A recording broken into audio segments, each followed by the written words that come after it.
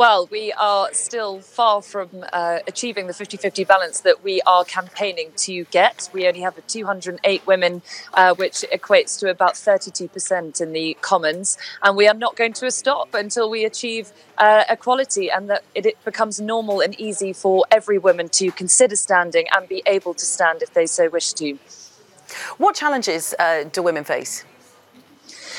There is so much research, luckily now, it used to be only in the States, and then the Fawcett Society commissioned some research over here looking at the sort of barriers that women face. And it turns out, based on the research in the US, that women need to be asked 3 times before they consider it.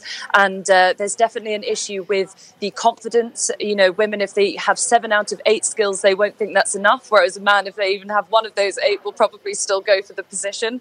There are all sorts of structural issues around the times that you need to be present in Parliament.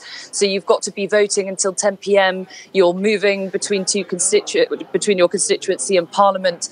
And when you're raising still predominantly the child raiser in the family, it is very difficult to balance that with one's life. But we find even those structural issues don't actually hold women back in the first place. It is really sort of not looking at themselves as potential candidates. And even women who are already actively involved. I come across lots of councillors at a local government level. And even they, when I say, have you considered standing for Parliament, suddenly realise, no, they haven't. So we need to go out there and make it normal and easy for women to consider it.